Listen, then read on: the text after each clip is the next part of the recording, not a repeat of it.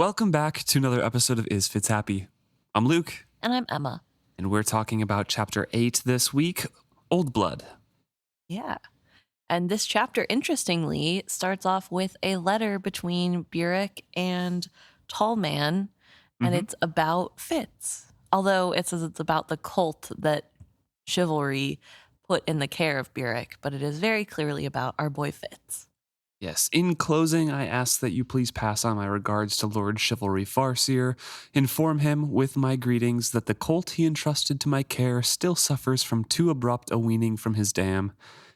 In nature, he is skittish and suspicious, but we shall hope that gentle treatment and patience coupled with a firm hand will cure him of this. He has also a stubborn streak, most vexatious to his trainer, but this I believe we may attribute to his sharing his sire's temperament. Discipline may supplant it with strength of spirit. I remain, as always, his most humble servant. I think this is really important to the beginning of this chapter because it is a chapter about Fitz being trained by the Old Blood. Yeah. Ultimately, he tells the story to Beloved of how his year went with the Old Blood, but you can really see the traces of what Burek said about him when he was 4 or 6, or I guess he's like 6 or 7, really hasn't changed that much in the 11, 12 years that followed. Right, yeah. Especially when he is with the Old Blood getting trained in something new. And it's the first hint that there were communications, actual communications between groups at Withy Woods there, talking about updates about how Fitz was doing.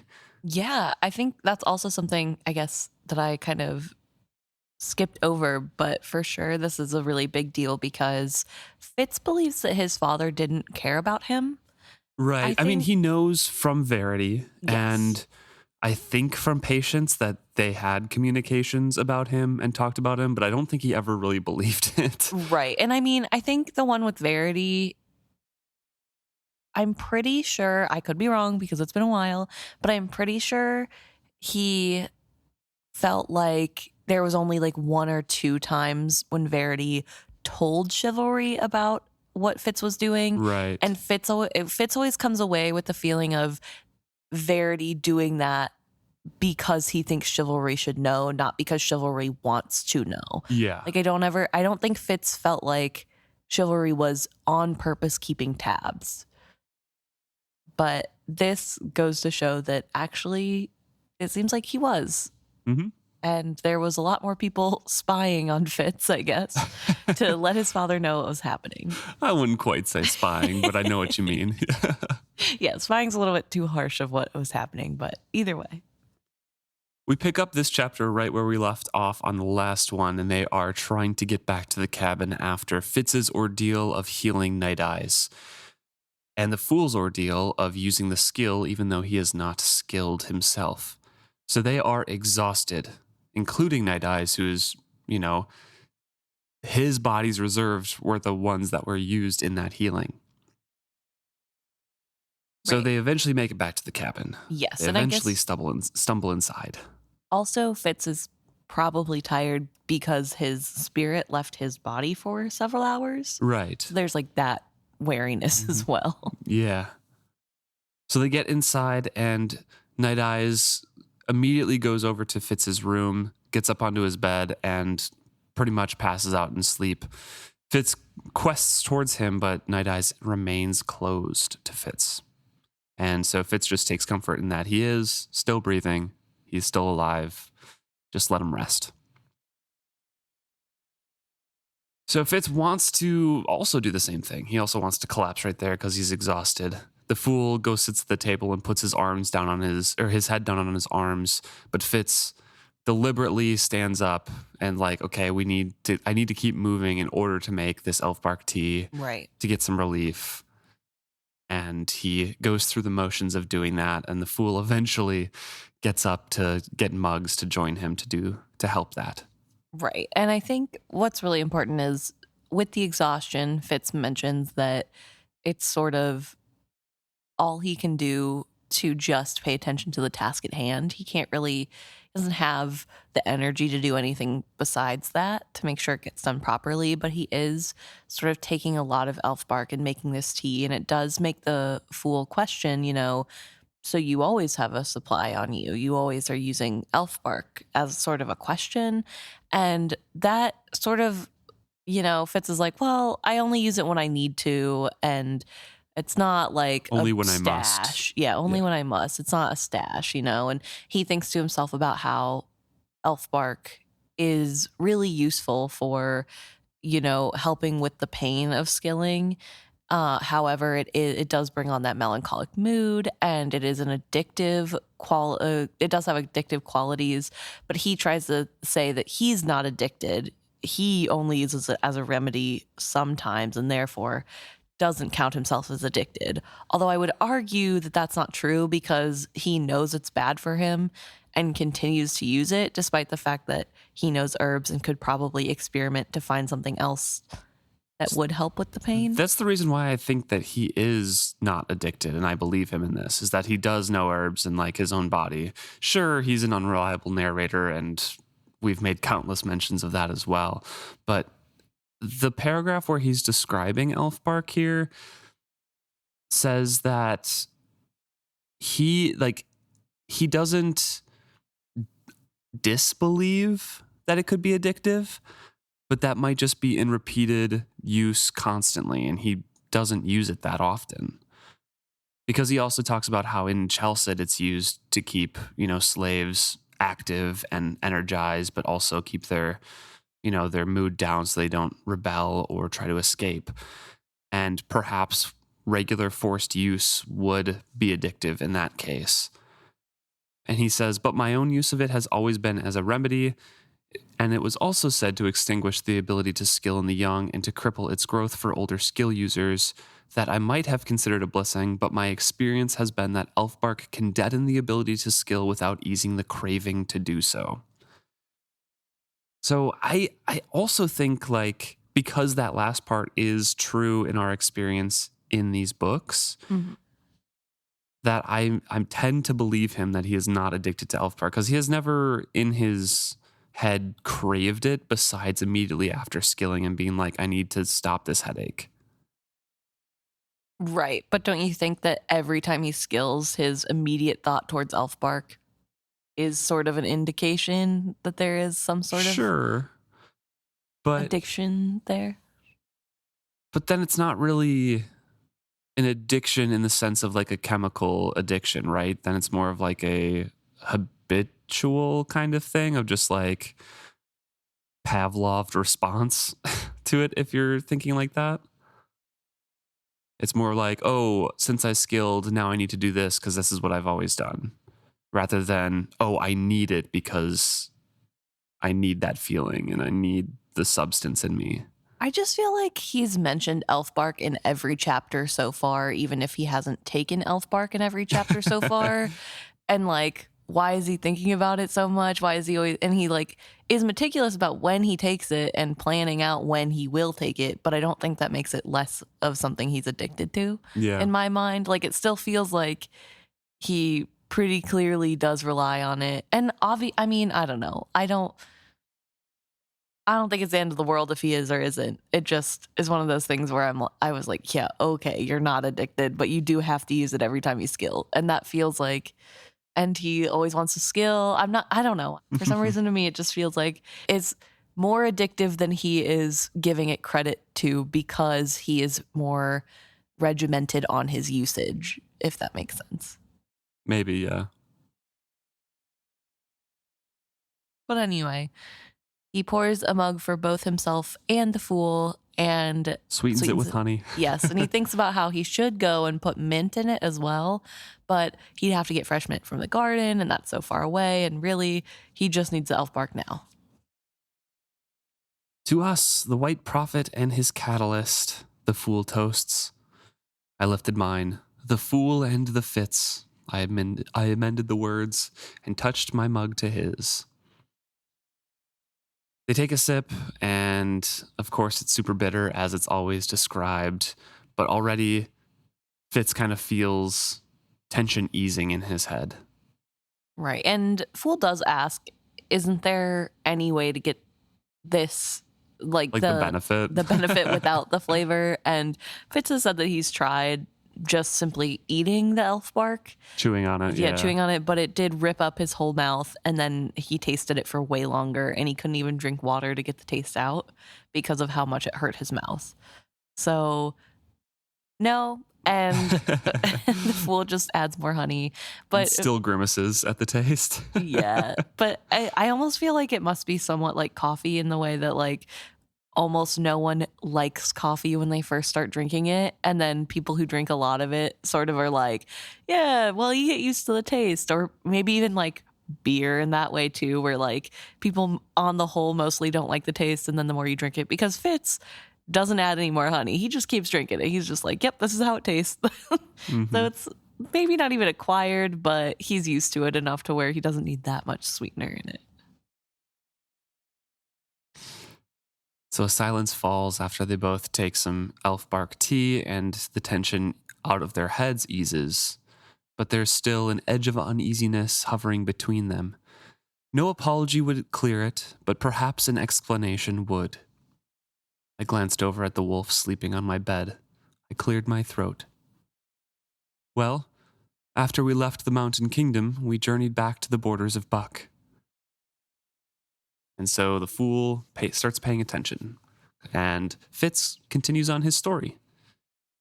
He talks about how they took the better part of a year wandering from the mountains down towards Buck. So they probably left soon after winter, and then they got to Buck at the start of fall. At the end of fall. It was Autumn's warnings, and they're talking about the frost. Oh, I thought Autumn's warnings meant it was starting to be autumn. Autumn had just begun her warnings. Doesn't that mean... Frost had just touched the leaves of the small bushes and plants that grew on the mossy roof. So I was assuming that it was the end of autumn. There, like, all the leaves were falling down, and the frosts were starting to come in. That's what I read through that, at least. Because then when they get to, was it Crow's Nest? Crow's Neck. Crow's Neck. There we go. Crow's Neck in Buck. And they are greeted by Black Rolf and Holly. Black Rolf immediately is like, well, you guys are really late. You need to start building your your den for winter now. Winter draws nigh. You were foolish to delay this long.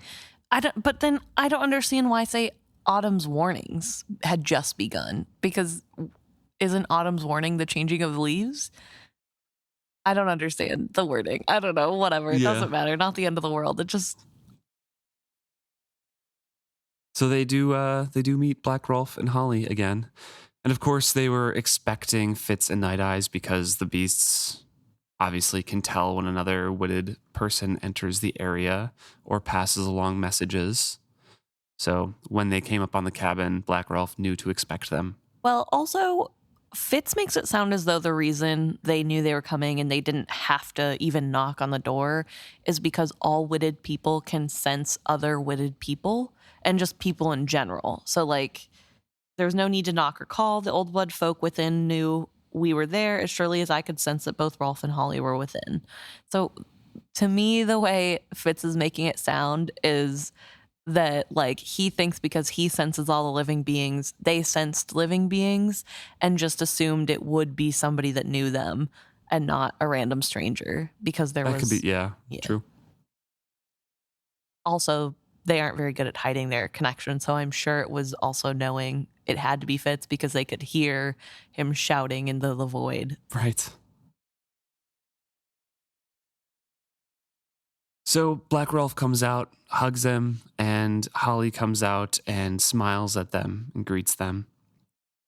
Her whip beast Sleet rode on her wrist. Her hawk fixed me with one bright eye, then took flight as she drew closer to us. She smiled and shook her head to watch him go. Her greeting was more restrained than Rolf's, yet somehow warmer. Well met and welcome, she offered us. She turned her head slightly and sent us a sideways glance from her dark eyes. A quick smile lit her face even as she ducked her head to conceal it. She stood beside Rolf, as slight as he was broad. She preened her short, sleek hair back from her face.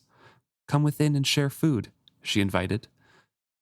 So I wanted to highlight that passage because all of the descriptors are very bird-like. Yeah. And whenever Black Rolf is described, he also is lumbering and he's just big and, you know, Quick crabby. to anger, yeah. Yeah. Quick to anger, especially when it's time to eat or close to time to eat. And they both are just described so much so as the animal they are bonded with. And we've noted that with Fitz as well, a lot of like canid descriptions around him. Yeah, and so I think it really goes back to that reflection of witted partners with the beast that they choose.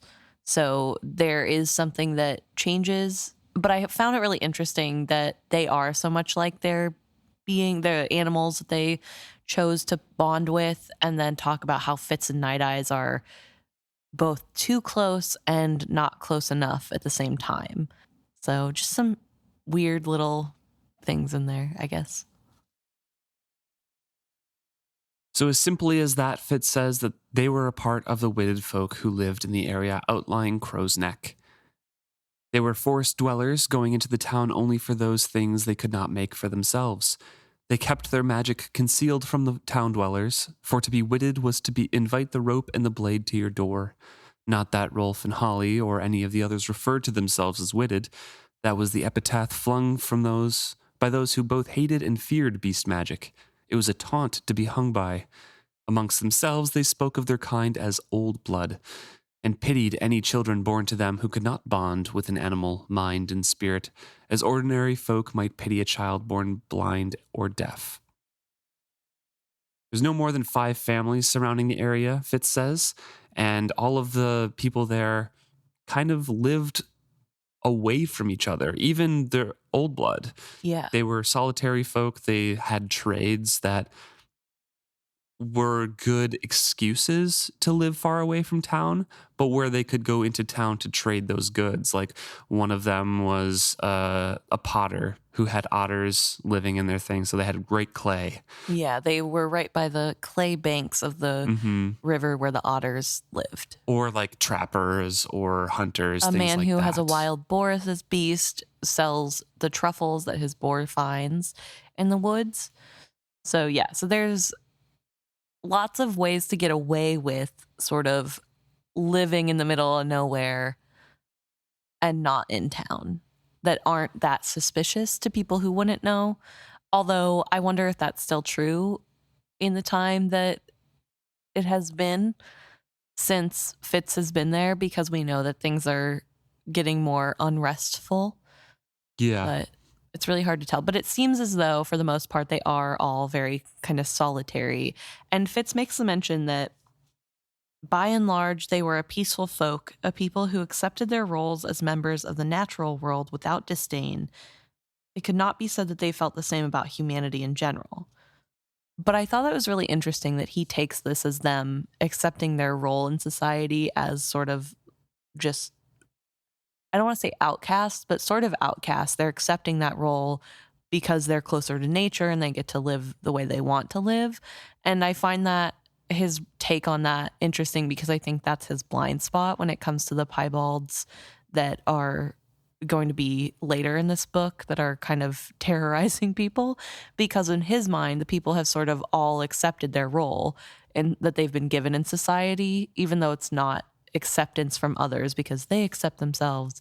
But I found that to be an odd thing to think, because first of all, why would you think it was a monolith that everybody's accepting that? But also in his own experience of just living as a royal, like even when he was living as the bastard son in a palace, he wasn't accepting of his role just because that's what was given to him. So why would he assume that these people are accepting of their role? You know?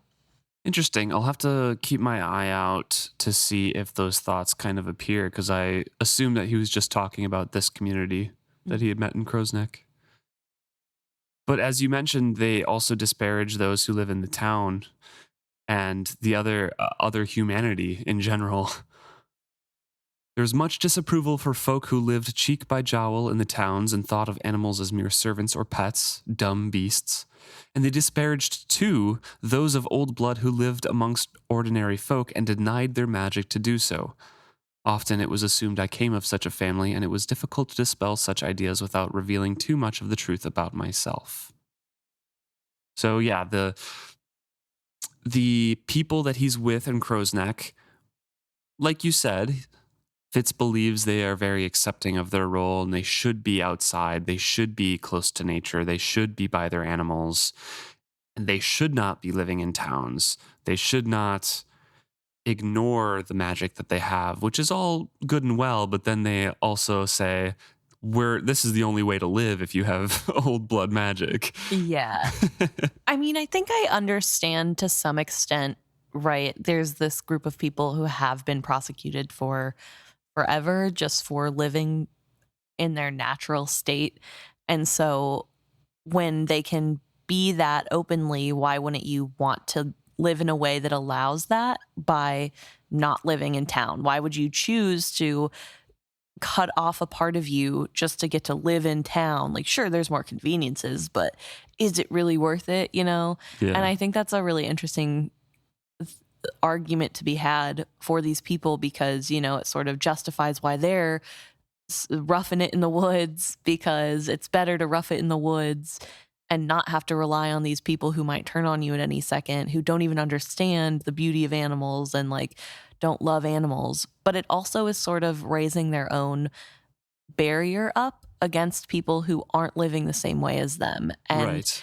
It's obviously harmful to Fitz because he does not end up enjoying his time there, and he feels, I think he does. I mean, in some ways, but mostly he feels that he's not good enough, right? Like he's not enough like them to where they can accept him, and it really hurts his feelings. I think that he can't, like he either has to live exactly the way they want him to, or he's not doing it right. Right. And I mean, I think that would rankle anybody, but I think especially for Fitz, he's really having that trouble of like, there has to be a gray.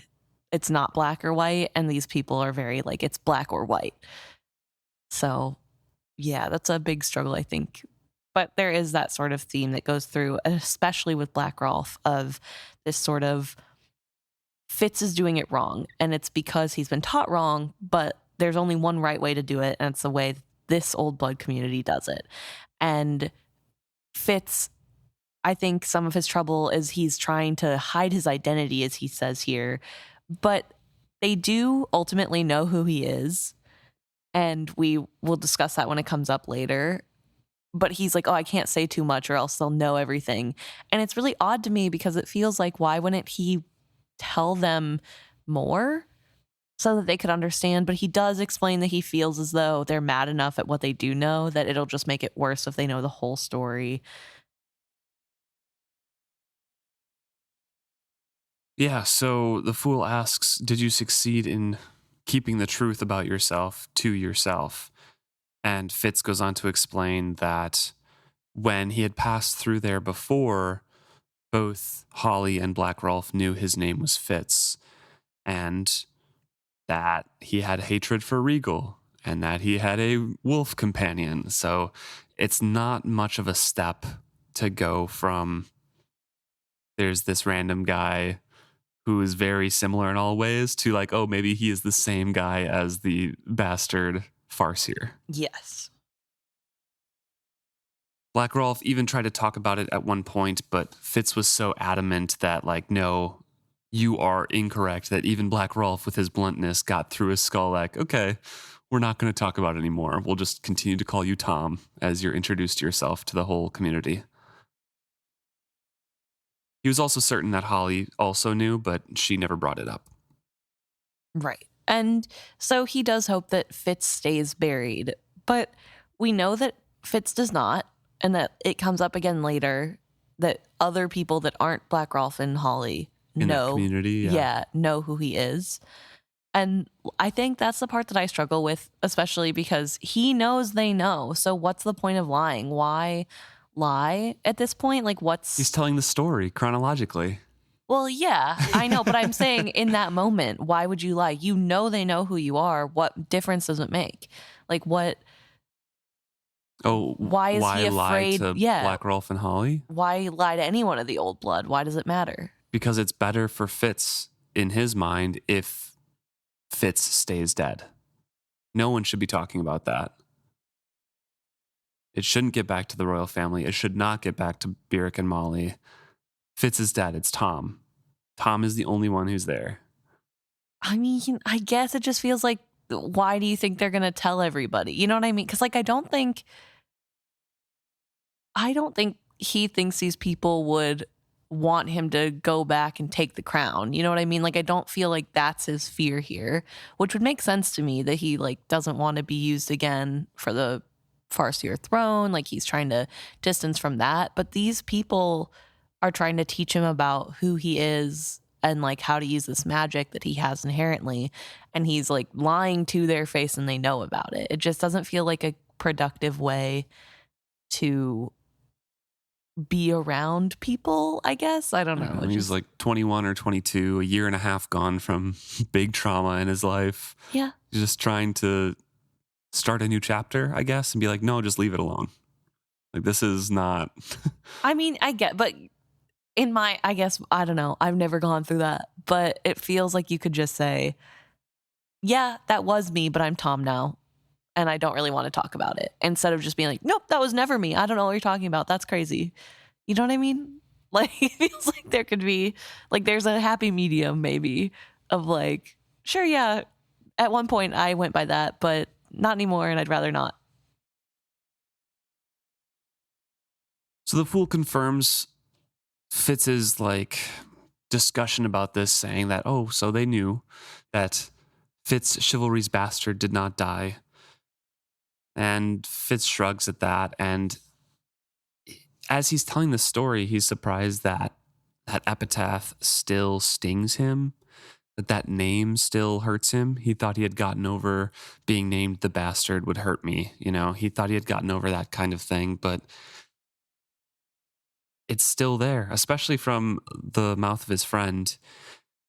And then he thinks about his hands, about Jinnah reading the palms of his hands, of how he has two separate lives and how one ended. And I think that's kind of why he's reflecting on this story as he is. It's just like, oh yeah, Fitz was dead. Fitz is dead.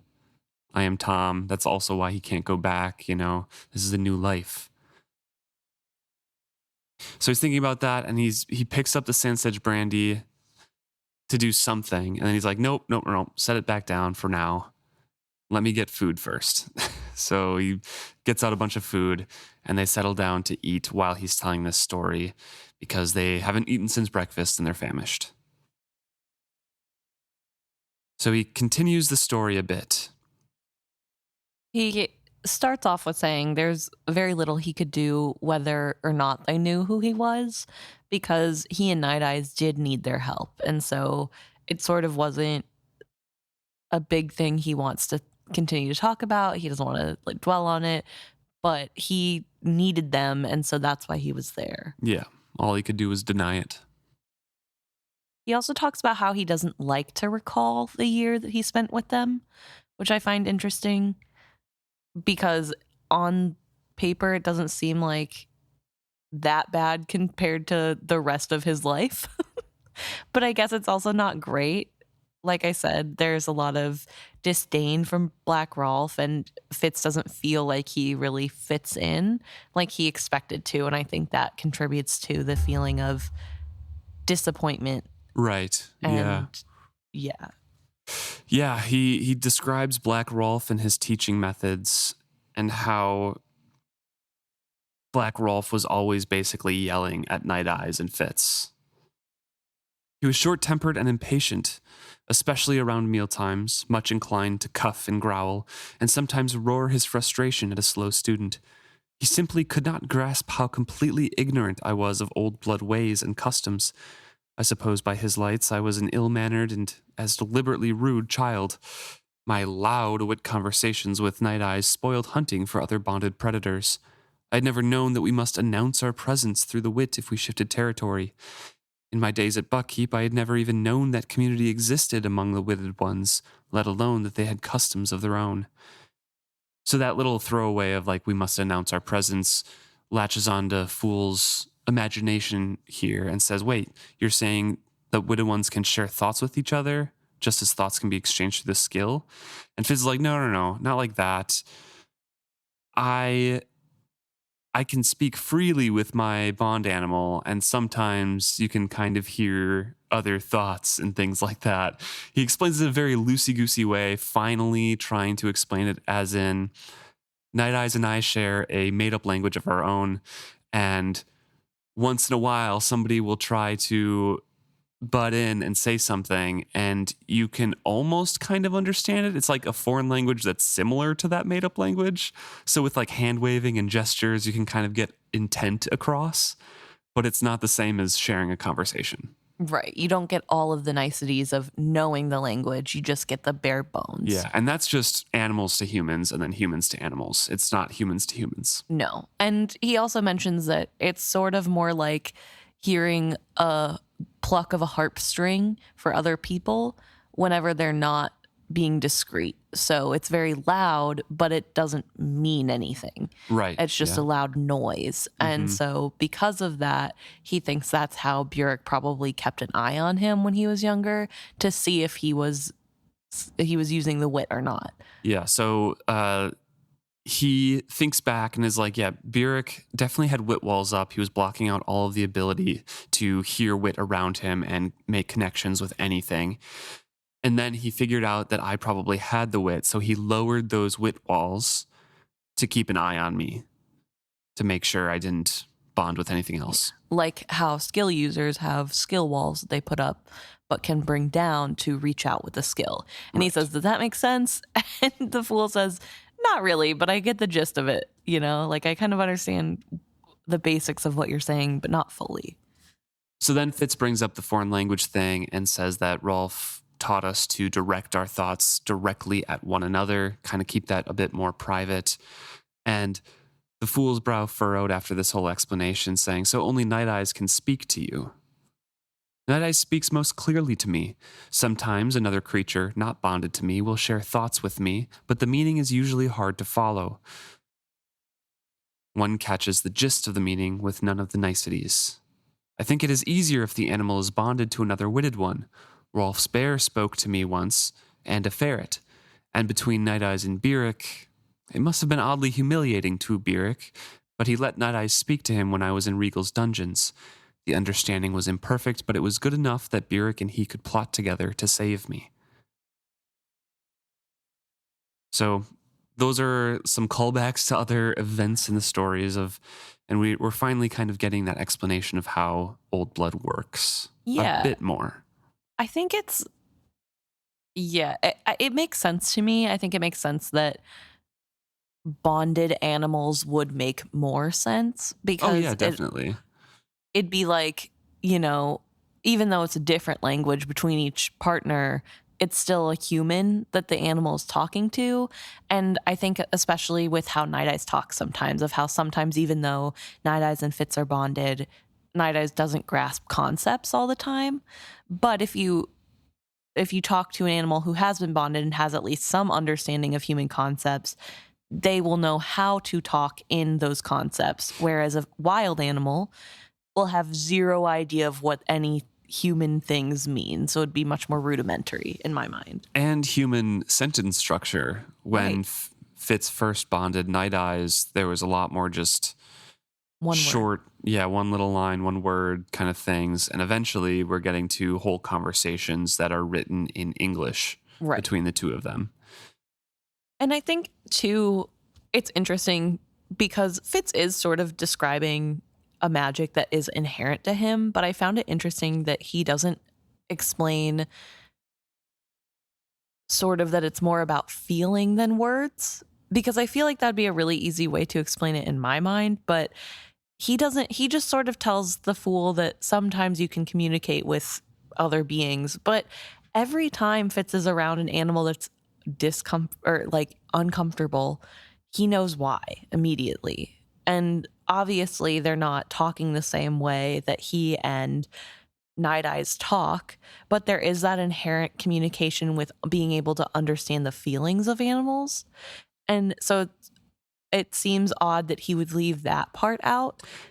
You might be putting those together as the same sort of communication, but in his mind, maybe they're not part of the same set of like the same section of that same magic, you know? Maybe that's just like his general awareness with the wit versus communication is a separate, like specific thing that he's thinking about. Okay, yeah, that makes sense, I guess. So if the fool is asking about communication, his mind goes to that instead of like, I can feel everything. Yeah. Well, I guess, yeah. And it, again, like it's something that he just does naturally. Right, And so yeah. even though he wasn't raised to know everything and now he knows more, like there would still be things that slip through that you wouldn't know to, like that, I guess, that if you just do that all the time and nobody's reading in your mind, nobody's there to be like, oh, what about this aspect? Right. So I don't know. It's really interesting though. Just little things like that where you're like, wait, but you're missing this part. You're not giving that explanation. And it doesn't feel as though he's not telling everything to the fool on purpose. It just feels like one of those things of He's never had to describe it to somebody who is not witted before. Yeah. Yeah. He doesn't know how to explain what he's doing because it'd be like explaining how you see the color blue. I don't know. I look at blue stuff and it looks blue, colorblind person. That's how I don't like. I also would not be able to do it. So Fitz thinks again of that time in the Old Blood community and recalls more of Rolf's teaching. Rolf taught them basic courtesy. It sounds like Holly didn't do a lot of the teaching about Old Blood customs here. Right. She did other things that we'll talk about in a little bit, but Rolf was the one who was teaching the Old Blood magic and the courtesies. And Fitz says he does not teach gently. He was as prone to chastise before we were aware of our errors as afterward. Nighteyes was more tolerant of him than I was, perhaps because he was more amenable to a pack hierarchy. I think it was more difficult for me to learn from him, for I had grown accustomed to a certain amount of adult dignity. Had I come to him younger, I might have accepted more blindly the roughness of his teaching. My experiences of the preceding years had left me violent toward any person who showed aggression toward me. I think the first time I snarled back at him after he shouted at me for some error, it shocked him. He was cold and distant with me for the remainder of the day, and I perceived I must bow my head to his rough ways if I were to learn from him. And so I did, but it was like learning to control my temper all over again. As it was, I was often hard-pressed to quell my anger toward him. His impatience with my slowness frustrated me as much as my human thinking baffled him. On his worst days, he reminded me of the skill-master Galen, and he seemed as narrow-minded and cruel as he spoke spitefully of how badly educated I had been amongst the unblooded. I resented that he should speak so of folk that I regarded as my own. I knew, too, that he thought of me as a suspicious and distrustful man who never completely lowered all my barriers to him. And Fitz acknowledges that that was true. I held much back from him, but... Yeah. And that is not a flattering description of Black Rolf. No. At his worst, he was like Galen. Yeah. It's hard because I think there's a lot at play here. And I don't think it's fair that Fitz is saying that Black Rolf is like Galen, although it kind of sounds like he is. Yeah. But then Fitz is like, well, he for some reason thought I was suspicious and holding back. I mean, it was holding back, but also it goes back to that sort of epitaph that we got at the beginning of the chapter where when Fitz was 6, Burek is saying he is suspicious and skittish and he's stubborn.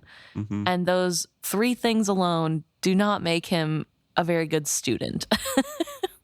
So I can see how as an adult, those tendencies are, especially when he's trying to recover from a trauma, are coming back up, and it's not doing well with Black Rolf. And there's more to it. We'll get into it. That seems like Black Rolf seems to be a little bit jealous of Fitz's relationship with Holly, which absolutely could be coming into play for this.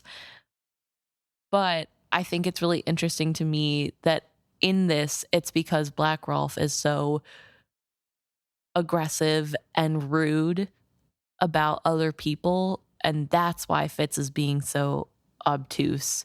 Like there's a reason for it. Yeah. And I'm not saying there's not. It just feels interesting that it isn't accountability from Fitz. It's just, well, he was a jerk, and so whatever. Like, of course I didn't want to open up to him. And I'm not saying he has to open up to Black Rolf. Well, he's also protecting himself, right? Yeah, absolutely. He's like, I cannot open up to Black Rolf, otherwise I will give him too many details of my background. I will give too many details of my previous life away. And I mean, it doesn't really seem like Black Rolf is cultivating an environment that is making Fitz feel safe. So obviously his hackles are up and he is not going to share. Like, I'm not saying it doesn't make sense. It just is odd to me that Fitz is sort of brushing over his own behavior. He does say he has to retrain his temper and acknowledge that part of it is that like the aggressiveness of Black Rolf is part of his trauma, right? Like absolutely that's playing a part. It just is interesting to me that that's the only acknowledgement of like his part to play in Black Rolf's attitude.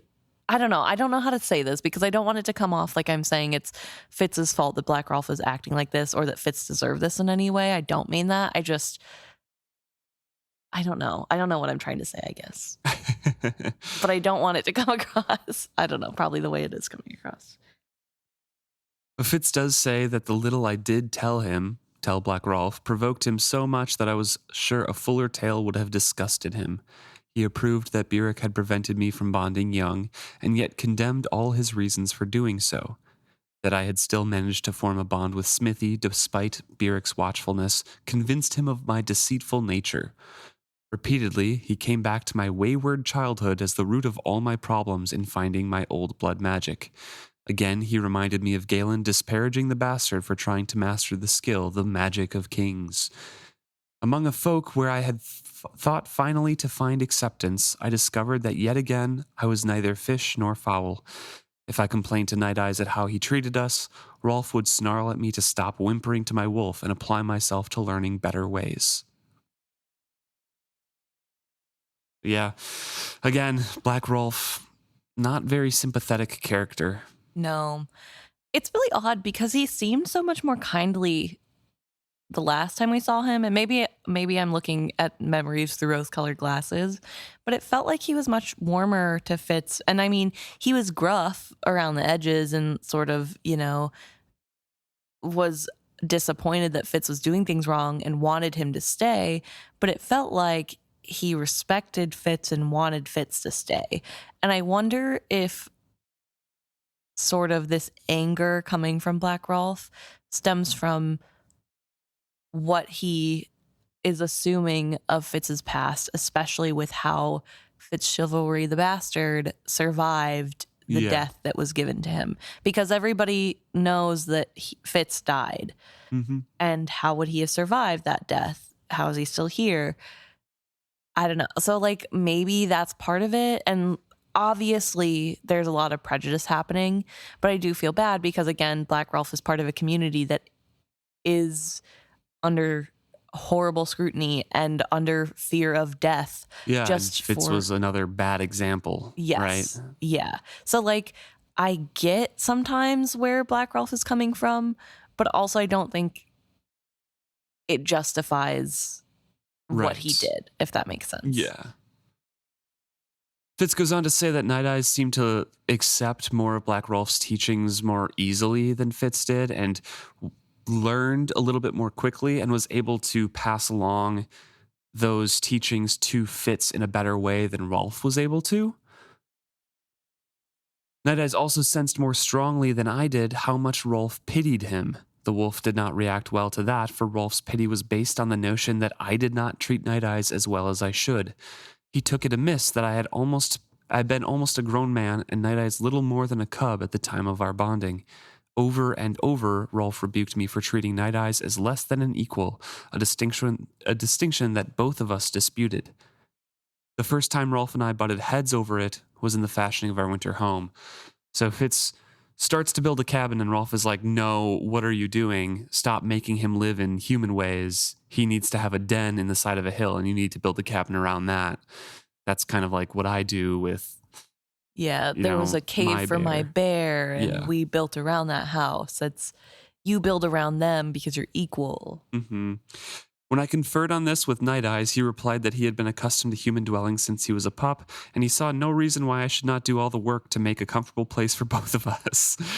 When I conveyed this to Rolf, he vented his temper at both of us explosively, telling Nighteyes he had found nothing humorous in his surrendering his nature for the selfish comfort of his partner. It was so far from what either of us felt about the situation that we very nearly left Crow's Neck right then. Nighteyes is the one who encouraged them both to stay, and they just did what Rolf suggested, but Nighteyes never really used the den very much. Yeah.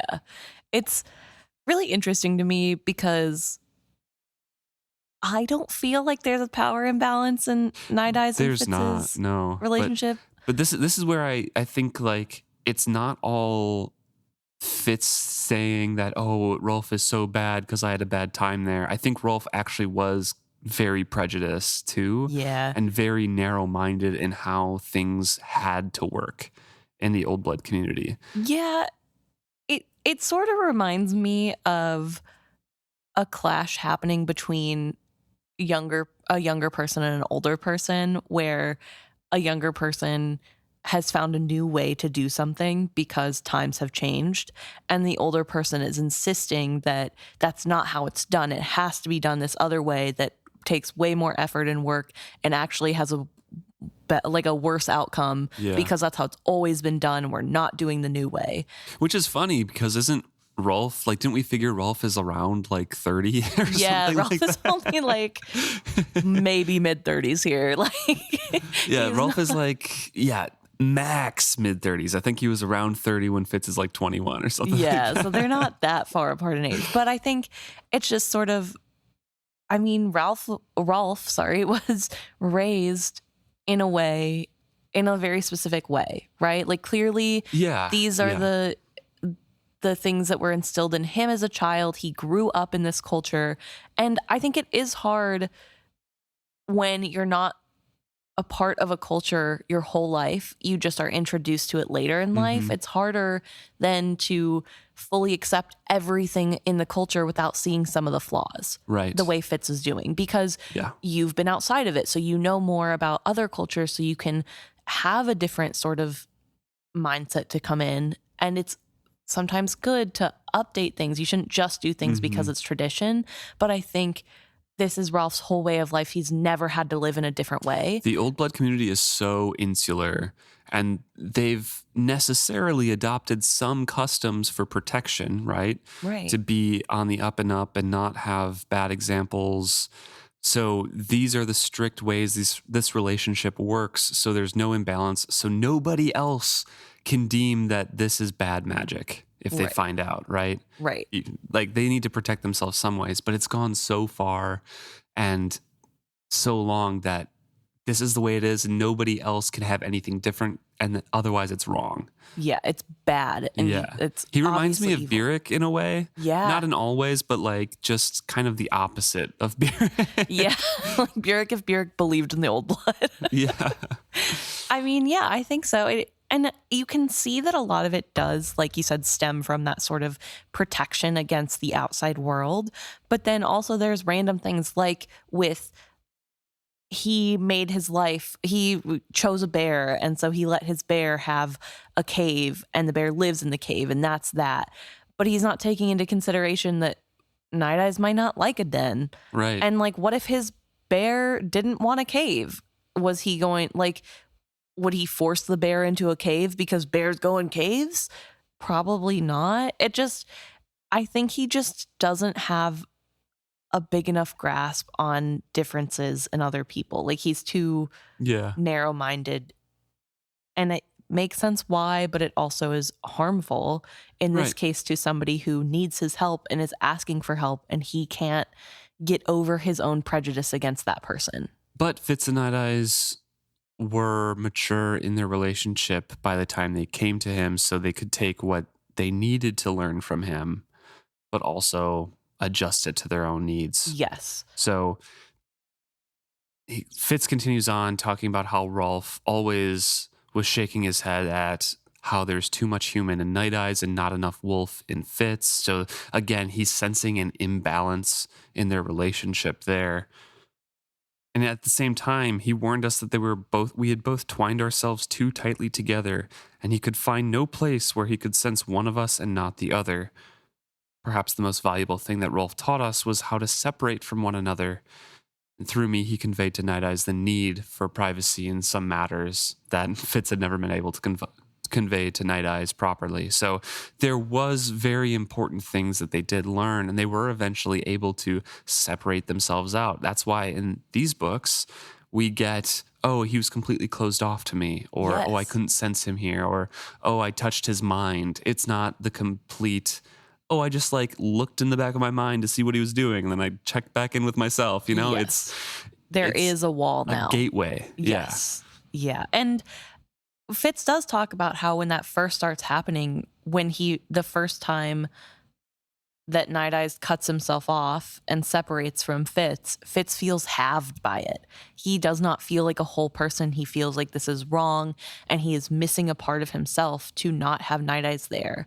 And it's just really hard to get over that. But they both saw the benefit in it and continued practicing that. Yeah, and even though it was tough and they were doing it for really long periods of time and very rarely connecting, they understood that was important. And then it's made that point is hammered home even more because Black Rolf has to bring up that in death you need to be able to separate like that, because you do not want to accidentally or on purpose go into one or the other. Yeah. So Rolf insisted that even though they've been practicing this super hard and they've been separating off from one another, and Fitz is like, oh, we're so far, like we're disconnected and can't touch each other. Rolf is like, no, there's still something that you're sharing on a basic level that you are not separating off. Yeah. And Fitz tries to brush that off, and Rolf becomes incredibly angry talking about death here. Like, what happens when you die? You cannot have two souls in one body. It is a cruelty, no matter which becomes the stronger. Hence, all old blood traditions shun such greedy snatching at life. Here, Rolf frowned at me most severely. Did he suspect I had already sidestepped my death once by such a ruse? He could not, I promised myself. I returned his gaze guilelessly. I just want to stop here for a second, because this is what confuses me, because I think Rolf does know they did this. I think he suspects, and I think looking back on it now, Fitz could be like, yeah, he probably knew who I was. But at the time when he was a young 20-something, saying like, no, it's just coincidence, whatever. I think he convinced himself that Rolf and Holly did not know at the time. Right. Yeah. So like young Fitz thought, they don't know who I am, but older Fitz is they knew. Yeah. Young Fitz was desperate to convince himself that they did not know. Sure. Even though he might have known that they did. Right. It just was more like he's not thinking about it. Sure. But I think this part's interesting to me because as we go on, we're going to see what happens when people irresponsibly use the wit. But what's interesting to me is that Black Rolf is saying, like, when your time is up, your time is up. Like, you need to just die. You shouldn't be housed in another spirit. But the only other example they get of somebody doing this is a person whose body is not recovered. Like, a woman drowns, and now she lives in her dear spirit. I don't understand. So how is Black Rolf understanding that Fitz did this and yet is still there? His body's still there. I think he can suspect what actually happened. Okay. You know, I think he can figure out, like, oh yeah, we heard that the bastard died, the witted bastard died. They are super closely linked together. They must have shared a body for a bit or something. Okay. You know, I think because Beric heard of those old stories, right? Yeah. He heard of those old tales, and he wasn't even raised in the old blood. So I think Rolf had definitely heard of rumors of things like this happening. Fair. So do you think then that in Black Rolf's mind, you should never, ever share a body? Yes. In any circumstance, even if it's just for like a minute? Yes, correct. Okay. I truly believe it's hard line. Do not do this. This is the evil that everyone who hates us says that we do. do not do this. Okay. Okay, yeah. And I think it, again, comes down to, or at least originates from that protection. Right. That, like, hey, We don't want people to think yeah. we're evil and crazy. And inhabiting the bodies of beasts to do our bidding, that sort Right. of thing. So Rolf is kind of yelling at them about this, like, you need to separate yourselves out. When a creature's life is over, it is over. It perverts all nature to extend it. Yet old blood alone knows the true depth of agony when two souls must have been joined are parted by death. So it must be. You must be able to separate into yourselves when that time comes. Nighteyes and I both grew still of thought, considering it. Even Rolf seemed to sense how much it distressed us. His voice grew gruffer, yet kinder. Our custom is not cruel, at least no crueler than it must be. There is a way to keep a remembrance of all that has been shared, a way to keep the voice of the other's wisdom and the love of the other's heart. So one partner could go on living within the other? I asked, confused. And Rolf is like, no, listen to what I'm telling you. That is an abomination. Yeah, Do like I not do just that. said, no, don't do that under any circumstances. Why would you think that's what I'm saying? So Nighteyes makes a brief whistle of wine, and he was as confused as I was. So Rolf is like, okay, so the wolf is confused too. This is a tough topic. Let me rephrase. I won't just get mad at the human who is the imbalance of power. It's like this. My mother is long dead and gone, but I can still recall the sound of her voice singing me a lullaby and hear the warnings she would give me when I tried to do something foolish, right? I suppose so. This was another sore spot between Rolf and me. He had never accepted that I had no memories of my natural mother, although I had spent the first 6 years of my life with her. At my lukewarm response, he narrowed his eyes. As can most folks, he went on more loudly, as if sound alone could persuade me. And that is what you can have when Nighteyes is gone, or what he can keep of you. Memories, I agreed quietly, nodding. No, Rolf exclaimed, not just memories. Anyone can have memories. But what a bonded one leaves behind for his partner is deeper and richer than memories. It's a presence, not living on in the other's mind, not sharing thoughts, decisions, and experiences, but just being there, standing by. So now you understand, he informed me heavily. So I just want to say, just in this little excerpt of how Rolf is teaching, yeah, I get it. I would also be very frustrated and not be a very good student. Because what do you mean? Like, you just say it a little bit louder and then go, now you get it. No. How is that different than a memory? Because also then my thought reading this was, so do old-blooded people get to do that with their family members too if they're witted? No. So why would he then be confused why Fitz is like, so a memory? Right, yeah. I think he brought up the mother just to try to relate it to human relationships, because mother and son is supposed to be like, super close or whatever, mother and kid. Sure. So I guess, but like that's probably also the sticking point with Fitz. It's just like, oh, Right. yeah, that's definitely how it happens for me too. Yeah, no, for sure. Those memories of our moms, am I right? So this is where the wolf father in the last trilogy kind of comes into me. Yeah. So Nighteyes dies in this book. Pretty sure it's this book. I don't know if it's, it doesn't matter. I'm pretty sure it is. I know you're not It's ready. never going to happen, so it doesn't matter. So later on, we get kind of Nighteyes' presence speaking up. Yeah. And Black Rolf here is like, yeah, they're never going to share thoughts or, discussions or anything. Yeah, it's the way it's explained makes it seem like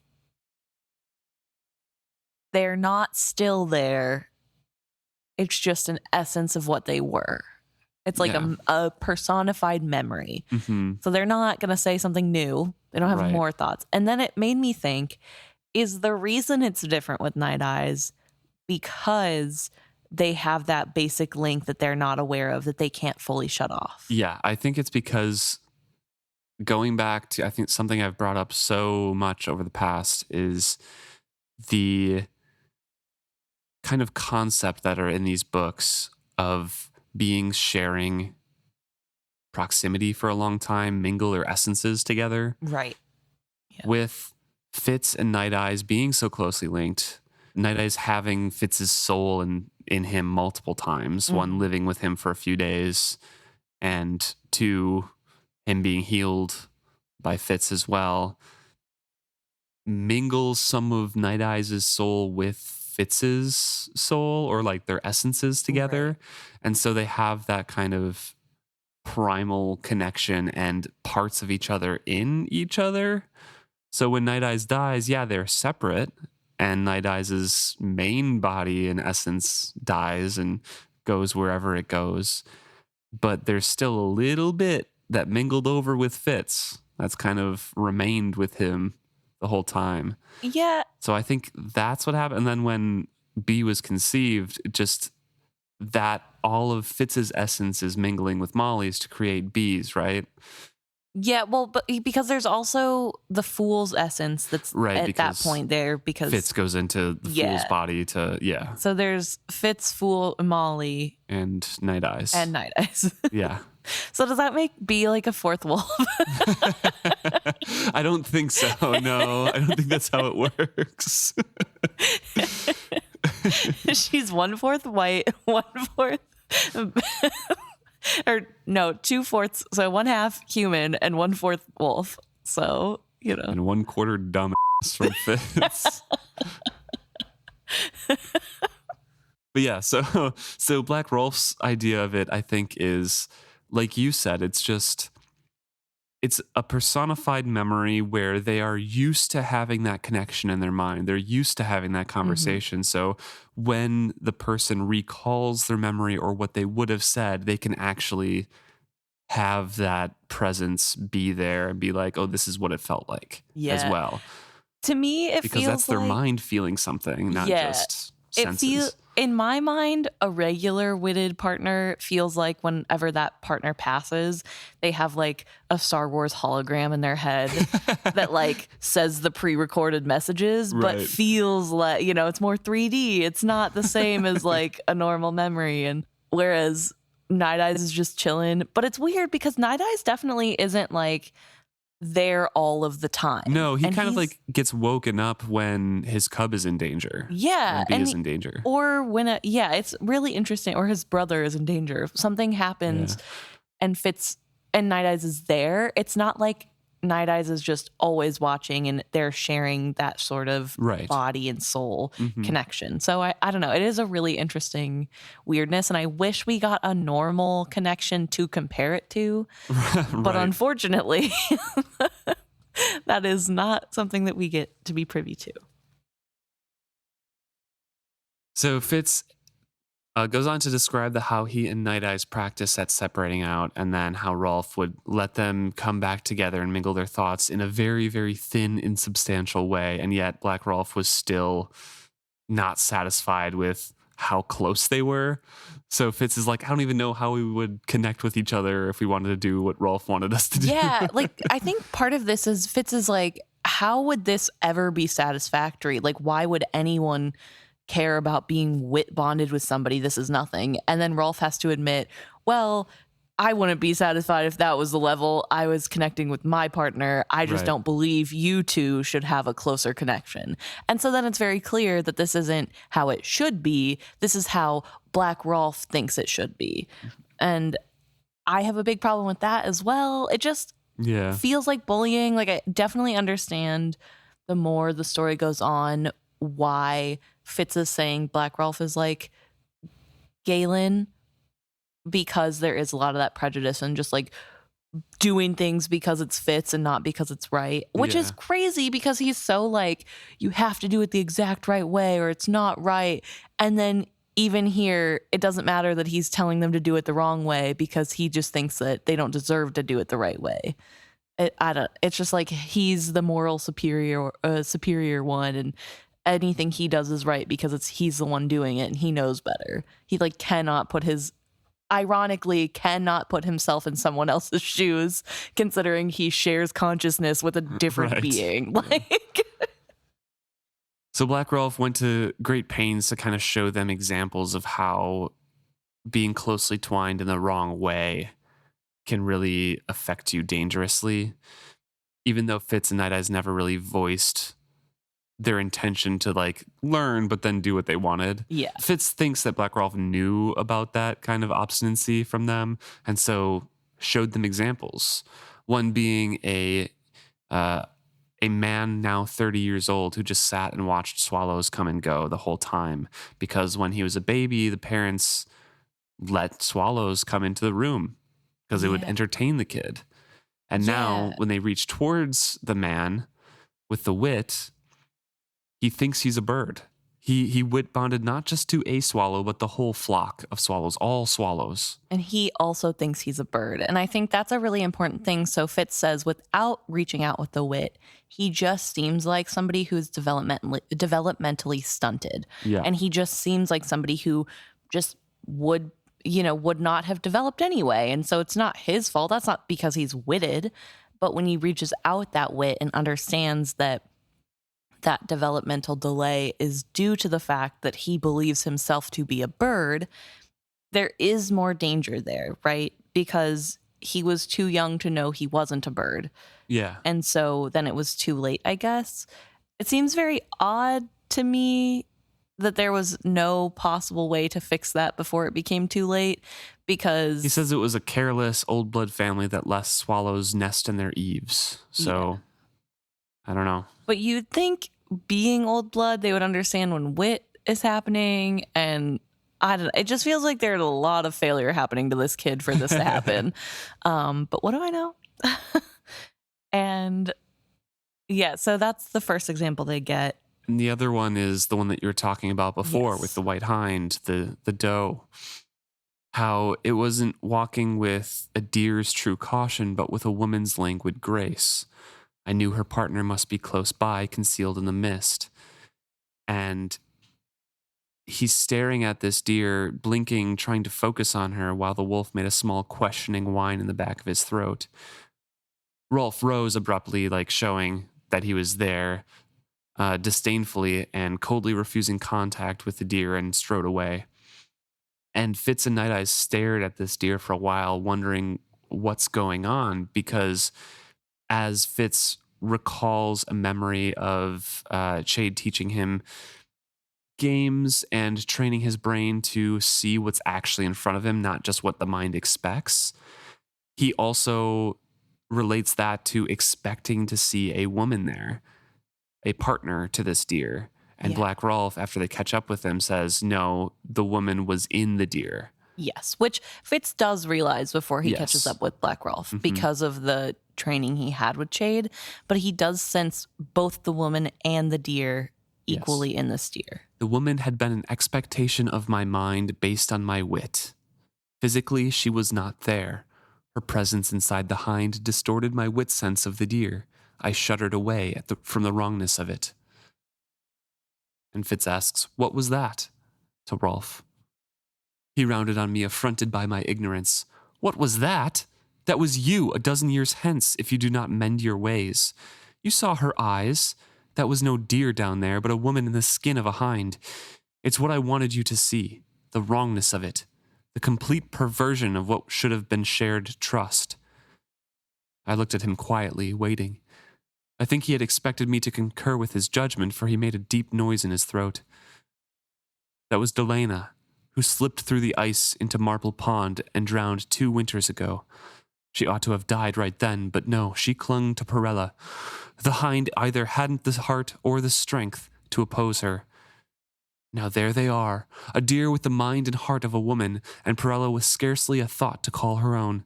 It goes against all nature, it does. Ones like Delena are at the root of all the evil talk the unblooded wag on about us. She's what makes them want to hang us and burn us over water. She deserves such treatment. I looked away from his vehemence. I'd come too close to that fate myself to believe anyone could deserve it. My body had lain cold in my grave for days while I'd shared Nighteyes' flesh and life. I was certain then that Rolf suspected as much of me. I wondered then, if he so despised me, why he taught me at all. As if he had caught some whiff of my thought, he added gruffly, anyone untaught can do a wrong thing. But after he's been taught, there's no excuse to repeat it. None at all. Rolf continues on, telling the story, saying that Delena's greed destroyed them both. Perella's got no life as a deer, no mate, no young. When she dies, she'll just stop, and Delena with her. Delena couldn't accept death as a woman, but she won't accept life as a deer either. When the bucks call, she won't let Perella answer them. She probably thinks she's being faithful to her husband or some such nonsense. When Perella dies and Delena with her, what will either of them have gained save a few years of existence that neither of them could call complete? I could not argue with him. The wrongness I had sensed still crawled along my spine. Yet I struggled to make myself admit this to the fool. Yet privately I wondered if any save those two could fully understand the decision that had been made. If perhaps, despite how it appeared to us, it felt right to them. So this is where Fitz is a little bit too open-minded, I feel like, but also it's a good attitude to have because, I don't know, because Fitz and Nighteyes were in the same body for a while, and it was out of necessity. It was out to save Fitz, and yet there was so much harm that came from that. And not just like, everything that happened because Fitz was alive, but like so much harm to Fitz himself once he got back to his own body. Right. And I mean, I guess we also had Nighteyes who struggled with that, right? Like he wanted himself back. He didn't want to, a little bit he wanted to keep Fitz only to keep him safe, but he wanted his own body. He wanted his own sense of self. And so ultimately that's how Fitz got back. And then Fitz had to struggle with becoming human again. But it's really hard to tell if that is based on how long they were together, based on the trauma that Fitz suffered, based off of him having to almost basically die for this to even work. Like, we don't know if Delena came back, like if they had saved her body and she went back in her body, if she would also have a hard time recognizing herself and being a human again. We don't know if that's like a normal, transition, but I also think in that moment, it's really unfair for Rolf to act like it was all Delena and that Delena strong-armed her way into the body of her companion, because we don't know that that's the truth. Right. For all we know, her companion grabbed her. But to Rolf, Delena is the one who had the imbalance and she's the one who forced her way in. Yeah. But I guess he knows more, obviously, than Fitz or Nighteyes or we do about the situation. But Black Rolf notices that Delena, as the deer, doesn't let Perella, the deer, do deer things. Right. So she does have the upper hand in that. She is like forcing the deer not to do deer things. But in my mind, I'm with Fitz and like, how do we know that that's not what the deer wants? True. Like, what if the deer doesn't want to have to share a mating session with the person living in her head? You know what I mean? Like, there could be a privacy thing. There could be like, true. Was she mating before this incident? Maybe she just isn't interested. I don't know. I don't know. I'm kind of team Fitz on this, where it's like, I don't really know. I feel like we don't know the decisions made between those two people in private because we'll never be privy to it. True, yeah. And they're kind of suffering anyway just by being shunned. Fitz continues on, saying that Rolf taught us a great deal in the year we were there, but even as we learned the techniques of the magic we shared, Nighteyes and I stopped short of accepting all the customs of the old blood folk. The secrets we learned I felt we had a right to, simply by virtue of what we were, but I did not feel bound to accept the rules Rolf attempted to impose on us. Perhaps I would have been wiser to dissemble, but I was tired to death of deception and the layers of lies that must be woven to protect it. So I held myself back from that world, and Nighteyes consented to be held back with me. So it was that we observed their community, but never engaged fully in the lives of the old blood folk. And Nighteyes too held back from them? The fool's question was gentle. I tried not to think that there might be a hidden rebuke in it, a questioning as to whether I was the one who had held him back for my own selfish reasons. He felt as I did. The knowledge of the magic that is in us by our blood, this is something they owed to us, And when Rolf dangled it over us as a reward to be given only when we accepted the yoke of his rules, well, that is a form of exclusion, my friend. Did no one extend a simple friend's hand to you while you were there? Holly tried to. I think she pitied me. She was shy and solitary by nature. It was something we had in common. And now we talk about Holly. Yeah, so things were different with Holly. Holly has her bird Sleet, who had a mate, and Sleet and his mate lived in the tree outside of the home that Holly and Rolf shared, and Holly had a sort of perch by the tree. I imagine it's more like a tree stand of some sort that she would just kind of hang out in during the day sometimes. A woven platform, so maybe like a hammock. I don't know. But she would talk to Fitz, and she teaches Fitz how to survive on his own. Yeah. How to cook, how to darn socks, how to, take care of himself. How to tailor clothes before they go frayed too much to use ever again. Mm-hmm. Not just mending, but proper care. I sat by her fire and learned to darn socks without lumping them, how to turn the hems of cuffs before they frayed hopelessly. I shook my head, smiling at the memories. And no doubt Rolf was pleased to see your heads bent together so cozily and so often. The fool's tone asked the other question. Had I given Rolf reason to be jealous and spiteful? I drank the last of the lukewarm elfbark tea and leaned back in my chair. The familiar melancholy of the herb was stealing over me. It was never like that, fool. You can laugh if you wish, but it was more like finding a mother. Not that she was as much older than I, but the gentleness and acceptance and the wishing me well. But I cleared my throat. You are right. Rolf was jealous, though he never put it into words. And he relates how Rolf would come in out of the cold and see Nighteyes and curled up by the fire, and Fitz with one of Holly's projects in his hands with Holly right there. And he would find something else for Holly to do, some other task that needed to be done.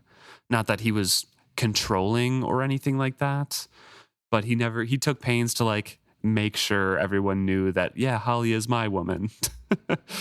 Yeah, but then Fitz also says that he thinks that Holly was sort of provoking him on purpose, not in a doing something specifically to make it seem like something else was going on, but just letting him know that she's an independent person with her own thoughts and feelings, and she can do whatever she wants. And it also goes on to say how Holly tried to find him a mate. Even before that first winter was done. Yeah. They had a lot of dinner parties, and Rolf remarked that it was the the most joyous winter that they've ever had. And so Fitz kind of understood that Holly didn't have many friends over often. Yes. And especially the ones who were coming over to dinner when Fitz was there were the ones who had younger daughters who were unmarried. I just want to point out, Fitz at the beginning of this said that in this little community, there are 5 families. Yeah. I assume that meant including Rolf and Holly. Maybe that's 6, including them, if we're going to be generous. And of those 5 families, how many of them have a daughter the same age as Fitz? You know what I mean? We know one of them has a 30-year-old who was... Not a 30-year-old. One who is a couple years older than Fitz, so probably 23 or 24. One old blood family has a 30-year-old who thinks he's a swallow. Oh, so yeah. So presumably not one of the families that has a daughter to introduce to Fitz, because I don't think Holly would approve, nor would Rolf, of that match. True. So that's 4 families now. I mean, it could just be individual old blood people living around too, not necessarily just families, but there were 5 families, but in the near area. Other people. Okay. Sure. I don't know. I just thought it was kind of weird because at the beginning, there's that distinction of 5 families, and then talking about how a ton of people, and then we hear about the family with the otters and the guy with his pig. Yeah. So we know of 3 families, I guess, which doesn't mean that the otter family can't be the one with the daughter with a raven, or that the guy with the pig can't have a daughter with a raven. I'm just saying, from what we know before to now, it feels like there's more people, but then also we know as rereaders and as people listening to this podcast who've probably read the chapter already, that Twinette, the daughter who ends up being the one that everybody's trying to push Fitz to court, then later says, like, I don't want that dirty farseer blood in me and my child. Yeah, we'll get there for sure. But like that makes me feel like it has to be one of the 5 families, because he was convinced that only that community knows who he is, not even just, I don't know. Yeah. Anyway. Yeah, it was obvious that Holly considered Twinette my best match. She was a woman but a few years older than I, tall and dark-haired with deep blue eyes. Her companion beast was a crow, as merry and mischievous as she was. We became friends, but my heart was not ready for anything more than that. I think her father more resented my lack of ardor than Twinette did, for he made several ponderous comments to the effect that a woman would not wait forever. Twinette, I sensed, was not as interested in finding a mate as her parents supposed. We remained friends throughout the spring and into summer. Ollie, Twinette's father, gossiping to Rolf, precipitated my departure from the Old Blood community at Crow's Neck. He had told his daughter that she must either stop seeing me or press me to declare my intent.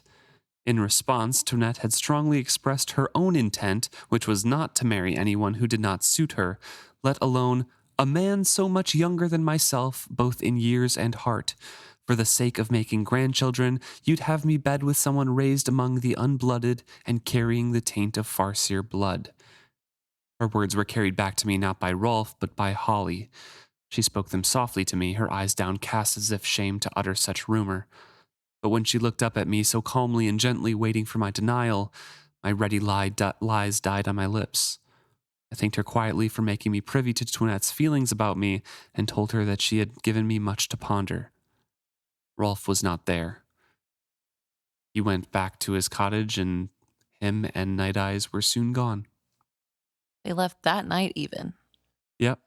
It was in the middle of summer, so they almost spent a year there. And autumn to summer. Yeah.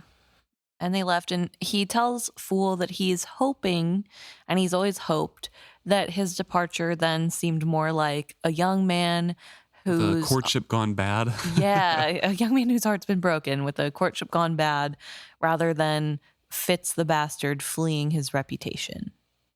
And he's kind of scared about that. Like, he really does truly hope that's what happened, and that's what they believe. But he also knows that they know who he is. And that's just as terrifying. Silence fell. I think the fool knew that I had spoken aloud to him my most lingering fear. The old blood had knowledge of my identity, of my name, and that name gave power over me. What I would never admit to Starling, I explained plainly to the fool. Such power over a man should not reside with those who do not love him. Yet they had it, and there was nothing I could do about it.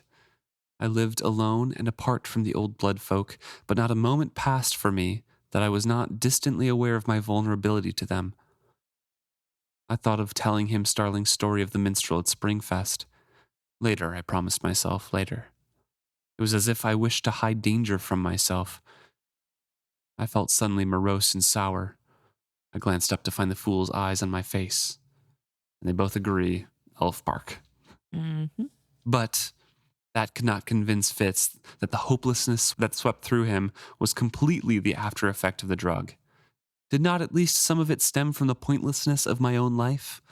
Yeah, Fitz, that's not the drug. No, that's not the after effects at all. That is just a normal, healthy thought that everyone has, every mentally sane, healthy person. But honestly, he has been thinking that without I mean, yeah, that's called depression, Luke. Yeah. So the fool is up and pacing restlessly because, Elfbark also gives you jittery energy. And he grabs the brandy and brings it back to the table. And Fitz knows that they drank well into the night, but the fool takes over talking from there, telling stories and trying to entertain. Wild stories. From anecdotes of the Bingtown traders, he launched into a wild tale of sea serpents that entered cocoons to emerge as dragons. When I demanded to know why I had not seen any of these dragons, he shook his head. Stunted, he said sadly. They emerge in the late spring, weak and thin like kittens born too soon. They may yet grow to greatness, but for now the poor creatures feel shamed at their frailty. They cannot even hunt for themselves.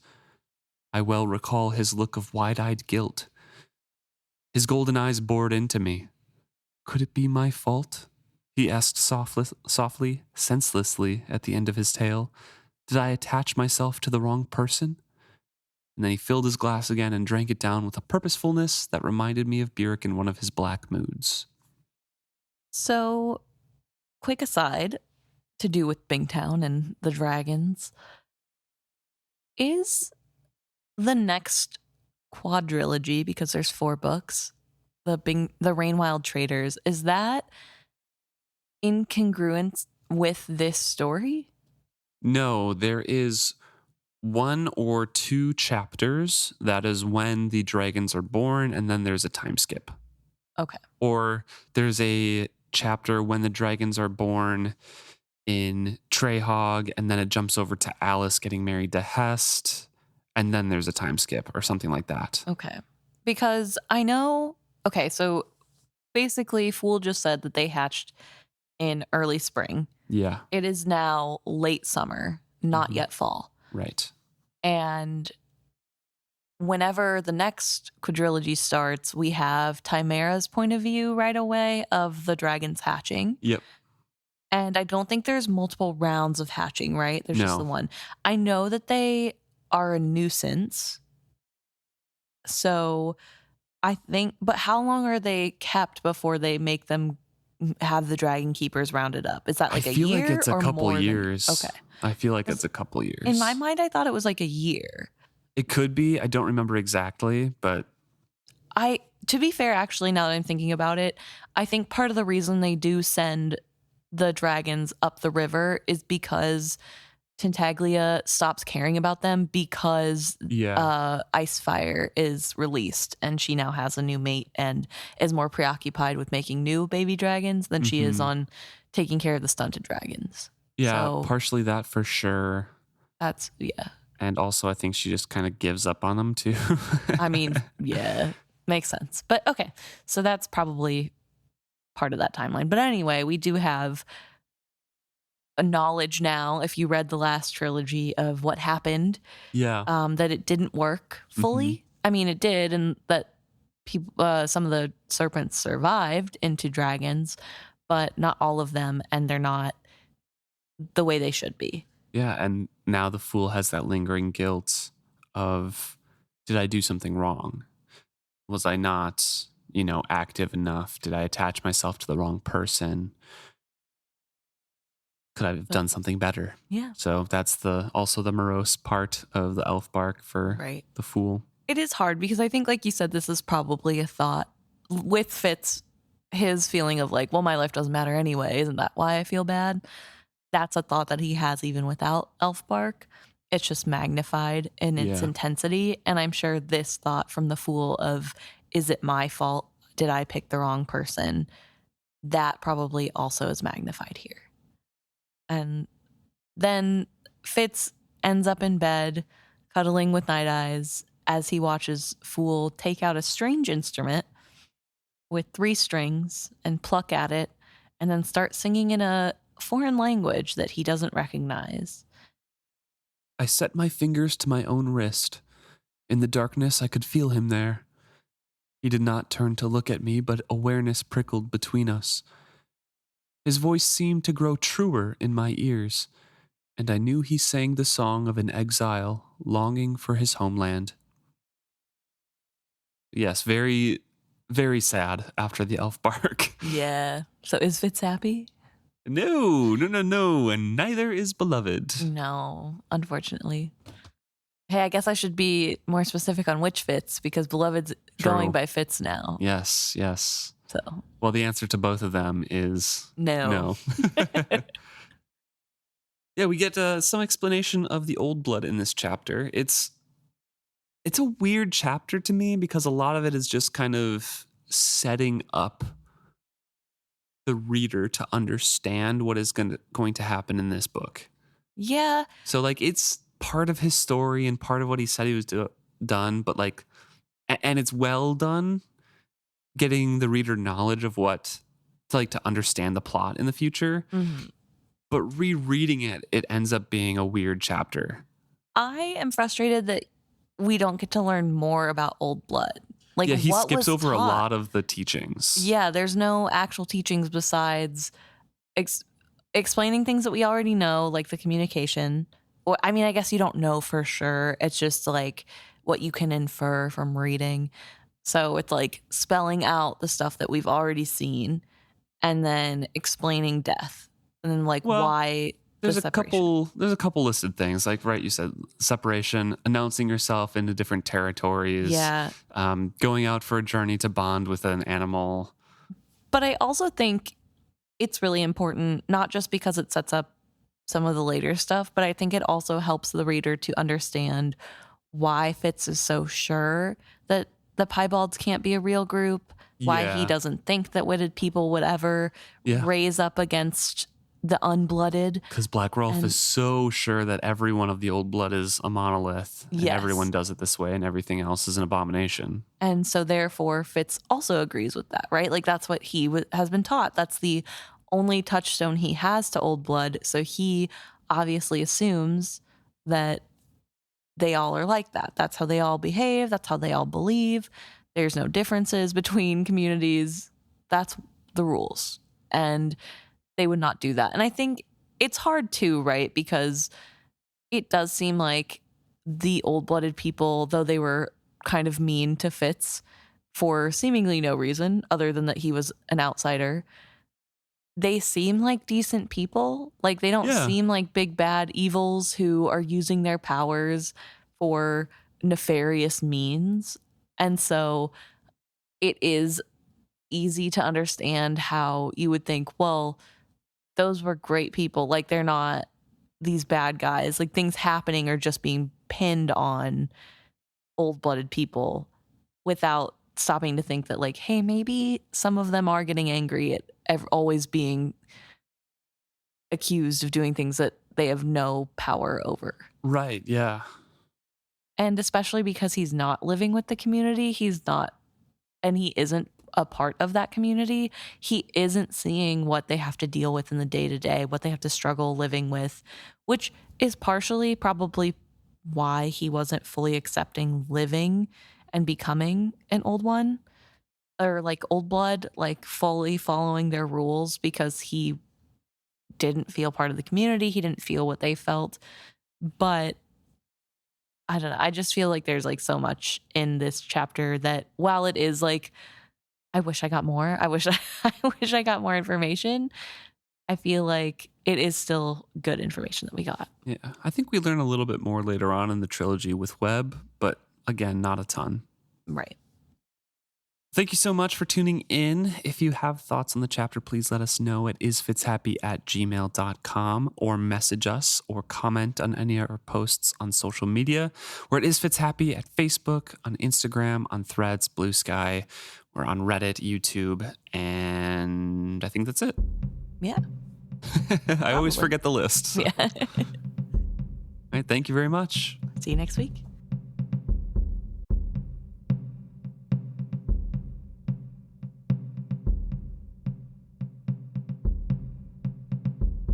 Okay, now we get to do our favorite part of the episode, which is talk about what you guys brought to us. But before we do, I do want to give a quick shout out to Jop and Stubbs. Thank you so much for donating to us, for supporting our podcast. We really, really appreciate it.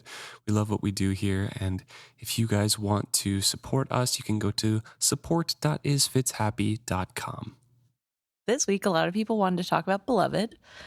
So starting off that conversation, we are going to talk about the Amber version of Beloved with a comment coming in from Anne and Heis. Yeah, sorry if we mispronounce that. your names. We're trying to look them up because we're very American. Yes, so we're trying. Yes. But Anne is writing in to talk about how Beloved might name the horse Malta because of the skill touch connection that Amber had with Malta on the deck of Paragon. Right, yeah. When Malta was kind of lost in a tug of war between the dragons of Tintaglia and the dragons of Paragon, and Amber had to use her skill on the back, their skill fingers on the back of Malta's neck to kind of bring her back to herself. Maybe saw to the core of who Malta was and just knew her more that way. So that's kind of Anne's thoughts on why Amber might feel a little bit more close to Malta than we see in the books. Right. And also, especially because when Amber touches Malta, there is that sort of dragon stuff happening in Malta's mind. Yeah. That it makes it clear that Malta is part of this whole bringing the dragons back, or at least is conversing with them. And that might be something Amber is sort of latching onto because Beloved is such a fan of dragons. And says, just after this, Paragon left the harbor, so Amber could not speak to Malta about it. So maybe she just started a whole fanfic in her head, being the dragon fangirl she is. Yeah. So I like that could be theory. True. The other thing I thought about while reading Anne's comments here was maybe because she's such good friends with Althea, she heard a lot about Malta. Yeah. And, not all good things, but also tempered with her skill connection with Malta, maybe was able to pick the truth out of what Althea was saying. And there is, that kind of fiery tempered horse and be like, oh, this is perfect. Yes. Yeah. So there's lots of ways that they could have been connected, but I do like the idea that there is that sort of fangirl moment happening. Yeah. And just the imagining of importance, especially because Malta is sort of the first elderling, I guess, that we get back. I don't know. It's a toss-up between Malta, Rain, and Selden, but Malta may be first because she starts the process. Maybe. Without her, I think Rain and her brother would not be there. Selden would not be there. So I feel as though it's safe to say she's the first. But Rain is the first one who exhibits any abilities. Well, but he ignores it, and she accepts all of the memories into herself. Well, that's not an elderling thing. That's just being flooded with the memories of a city. Yeah, all right. I was saying he's the one who exhibits abilities like during the trip with Tintaglia. He can connect to Malta's mind and that sort of thing. Touché, maybe. But thank you, Anne and Gijs. It was very nice to hear from you.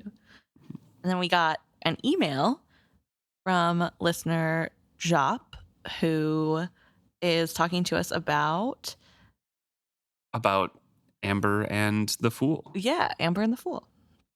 So Jop is kind of asking a question about the differences between the two characters. We've talked a little bit about how they do seem like two different characters, and that's kind of what, plays up to the whole mystery of who Amber is, and it's a surprise when it comes out sometimes.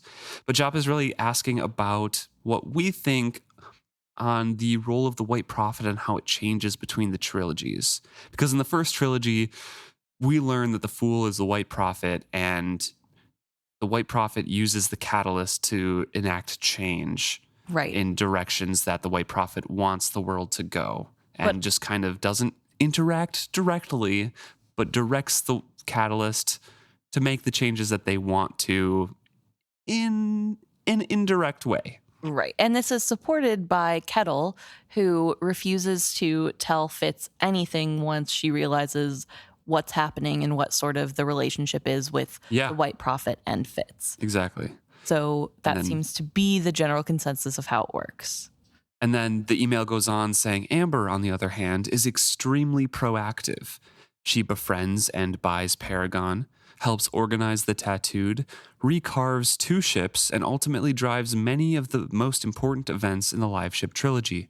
Although I genuinely love seeing this more confident side of Beloved, it has always seemed like a direct contradiction of what we've learned about the White Prophet. I can think of 2 possible explanations. One, Beloved has reflected more on his role as a White Prophet and now allows himself a greater deal of autonomy. Or 2, Beloved feels that the elusive 9-fingered slave boy was to be his catalyst, and in his absence, the usual role dynamic disappears. Rather than bumbling along, he takes initiative to enact change on his own.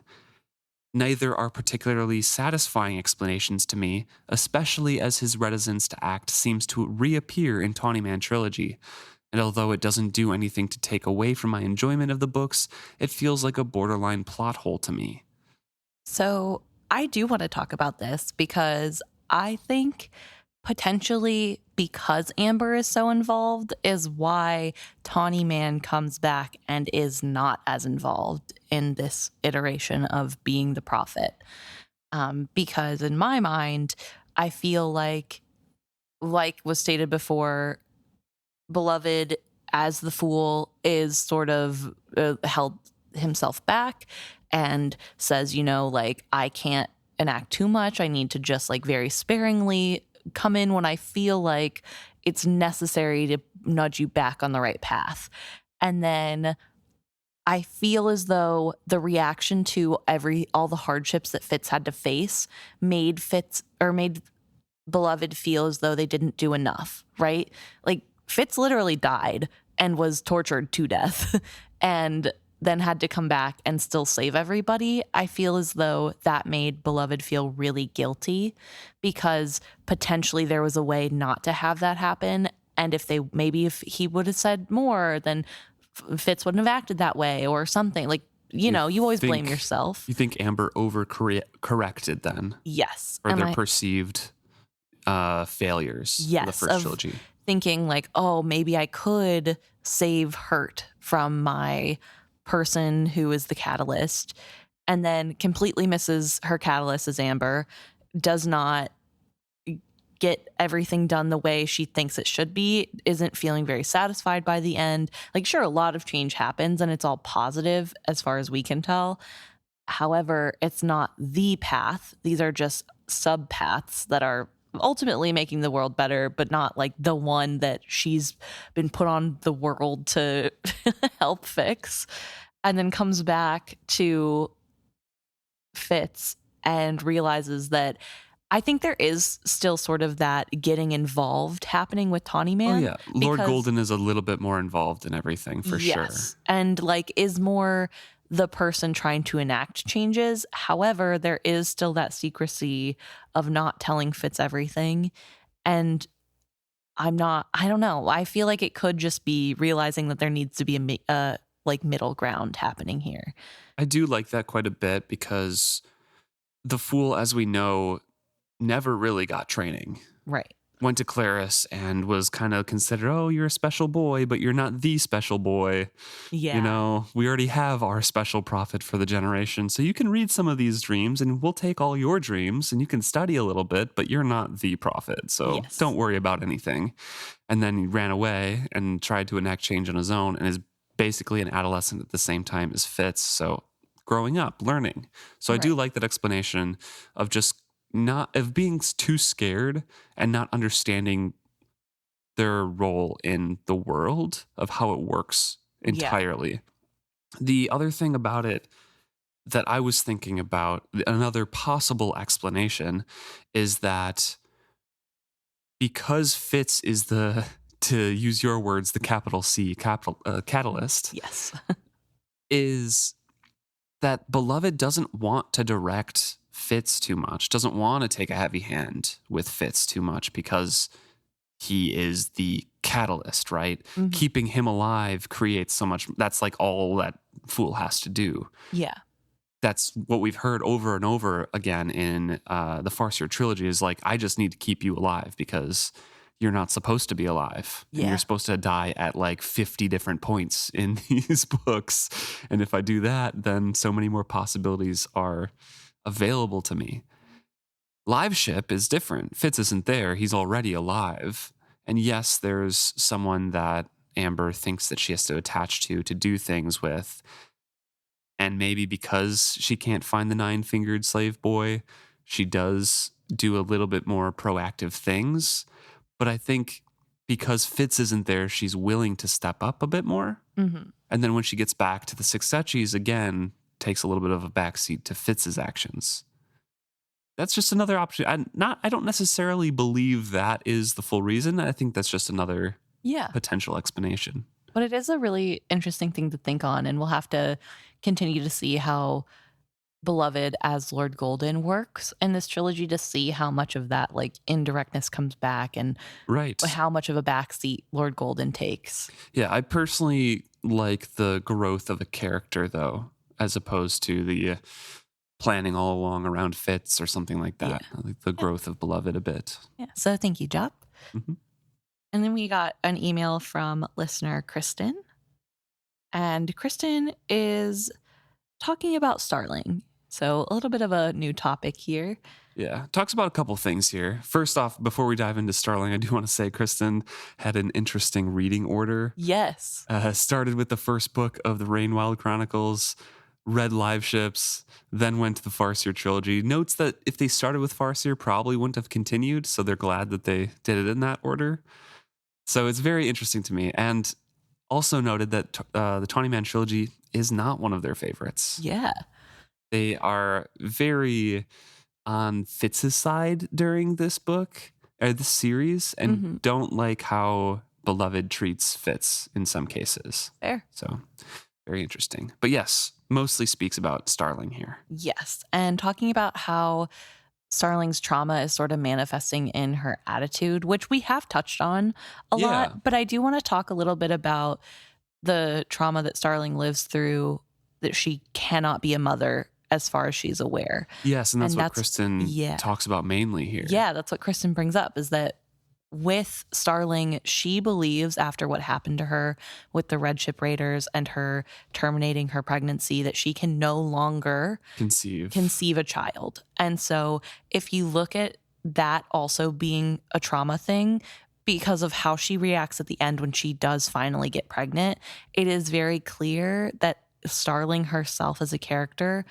wanted to be a mother at some point. Yes. And her self-worth was tied up in that ability. Yes. And so I think that's really important because that's an aspect we haven't really talked about a lot, is that, I mean, we have talked a little bit about how she changes when she becomes pregnant, but we haven't talked about maybe why she would have those changes or why that matters. And I think it is really important to point out that for Starling, it seems as though like her need to be special is stemming because she feels like the most special thing she can do is be a mom, and that's been taken from her. Right. So that's what Kristen is saying. Like, yeah, we talked about like she attaches herself to Fitz because of his name, but that's because then she would be special in relation to him. She could write the song then. Yeah, if she writes the song about Fitz chivalry Farseer, then she's the one who wrote the song. She's the one who was there. She's special. She's remembered forever. She could leave a lasting legacy that she can't without kids otherwise. And so there is that sort of like, yes, she's attaching to him not just because she likes him as a person. It is for a more personal reason, I guess. Yeah. And it's not like a great reason to be friends with somebody, but there is that sort of like, I want to be special to somebody. And then that also shows up in that she gets a young husband, and that's like a big deal because it proves that she's special. She is beautiful and wanted, and even though she's this person, this bard who gets to live a lifestyle of freedom, she's also desired by a young noble lord. And there's that specialty there, but there's also the specialty in having somebody who depends on her fully like Fitz does. Yeah. And also being special because Chade sought her out and tasked her with finding Fitz. Yes.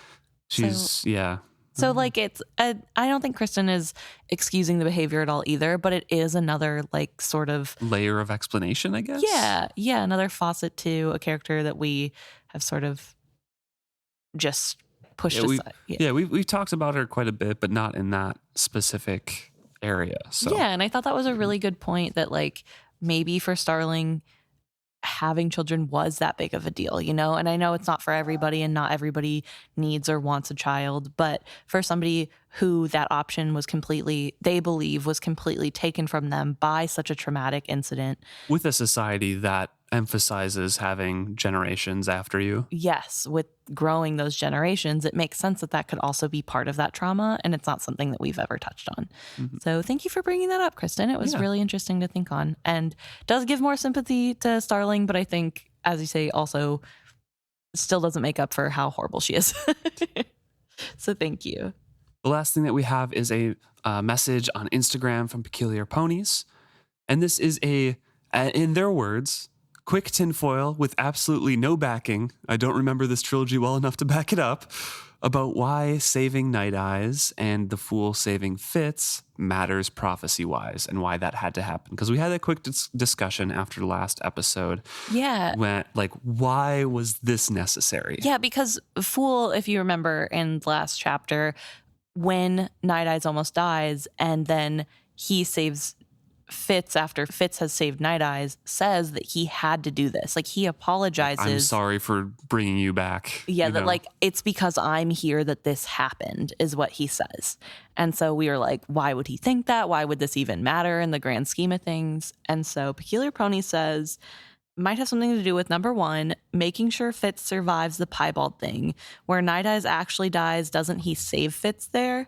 And two, refreshing the skill link between Fool and Fitz. I think these are two main things that come out of this in regards to making the rest possible, but it could be wrong. So, okay. So number two, I think, is definitely true. That kind of needs to happen. It's very vital to the rest of the trilogy. He Yeah. saves Fool with it later on. That is a big thing from here on out, is that skill link. Yes. Number one, definitely possible. I don't think Fitz would have been able to focus on the task at hand if Nighteyes had died right away. Yeah. He would be in mourning, True. without anything to focus on.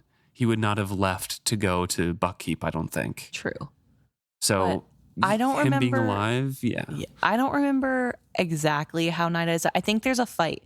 Like, Nighteyes gets hit with an arrow or something. They're captured, yeah. So maybe that is like he saves Fitz in that moment, but I'm not 100% sure. So we'll have to come back to that. But if that is true, that does make sense that they would need this to happen with Fool present. Yeah.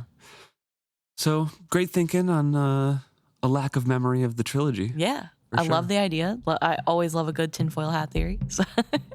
So thank you, Peculiar Ponies. And thank you to everyone who writes in. We love hearing from you, and we love hearing your kind words. And we can't wait to hear from you next week.